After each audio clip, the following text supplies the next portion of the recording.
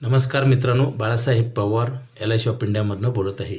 मित्रांनो, माणसाचं लग्न झाल्यानंतर जिम्मेदारी वाढते. हे काही नवीन विषय नाही, परंतु हे एक रिमाइंड करते तुम्हाला. प्रत्येकाला माहिती आहे, परंतु माहिती असून उपयोग होत नाही. मित्रांनो, आठवण करून देणं हे काम आहे माझं, मी ते करून देत आहे. जसं मूल जन्माला आलं, मुलगा असो किंवा मुलगी असो, त्याला शिक्षणाला पैसे लागतात, त्याचं संगोपन करण्यासाठी पैसे लागतात. हे वडिलांची जबाबदारी आहे का नाही? आणि जर आपण आपली जबाबदारी झटकत असेल, आपण आहोत नॅचरल आणि आपण जिम्मेदारी केली, आपण तयार, कारण लग्न आपण केले, मुलं बाळा आपण तयार केलीत, म्हणजे काय होतं, कर्ज काढले आणि हप्तेच नाही भरले तर काय होईल? दिवाळखोरी येईल का नाही? कारण बँक इंटरेस्ट लावेल, बँक घर समजा एखादा फ्लॅट घेतला आणि हप्तेच नाही भरले तर काय होईल? फ्लॅट ताब्यात घेईल ना. तसंच होतं आहे मित्रांनो. आपले मुलं बाळं शिक्षणाची जबाबदारी आपण उचलत नाही, पुन्हा काय होतं, कर्जबाजारी होतो आणि मग लोक काय सुसाईड करतात.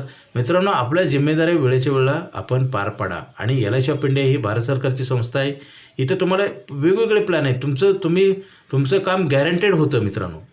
न पैसे भरता उद्या जर आपत्ती आले तर तुम्हाला काळजी करायची गरज नाही. आपत्ती काही सांगून येत नाही. आपण देवाला परमेश्वराला रोज प्रार्थना करतो, परंतु प्रत्येक वेळेस देव आपलं ऐकेल असं सांगता येत नाही. नशिबात काय लिहिलं हे माहीत नाही. देवाला जाणारे लोकंसुद्धा ॲक्सिडेंट होऊन डेथ होतात का नाही, आपण पाहतोय का नाही? मग असं नसतं. प्रार्थना करणं ही चांगली गोष्ट आहे, परंतु त्याच्यातनं आपलं संकट दूर होईल सांगता येत नाही. त्यासाठी प्लॅनिंगच करावं लागतं. आणि ही रायटिंग ॲग्रीमेंट आहे मित्रांनो. तुमच्या मुलाचं शिक्षण, लग्न, तुम्हाला पेन्शन पाहिजे, घर जागा घ्यायचे, अशा सगळ्या योजना आहेत LIC ऑफ इंडियाकडे.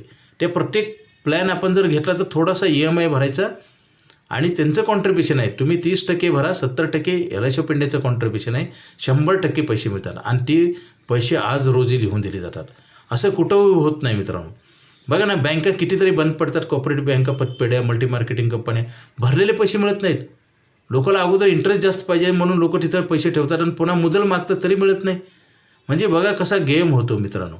आपली डिमांड काय असते, जास्त व्याज पाहिजे. तर बघा, हे शेअर मार्केट डाऊन झालं की लोक पैसे सगळे विड्रॉल करतात. त्यांना आपली मुदल जरी मिळालं तरी असमाधान राहतात. आणि अगोदर काय म्हणतात, LICमध्ये व्याज कमी आहे आणि म्युच्युअल फंडांमध्ये जातात. मार्केट डाऊन झालं की पटकन पैसे काढतात, वाचलो रे म्हणतात. मग मित्रांनो, हे करतो कोण? आपणच करतो.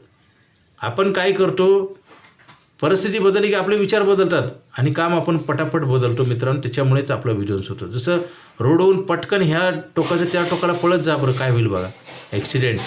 आणि तुम्ही हळूहळू बघत चाल तर एका साईडनं दुसऱ्या साईडला तुम्ही सुरक्षित जाल. तसंच आहे जीवनामध्ये.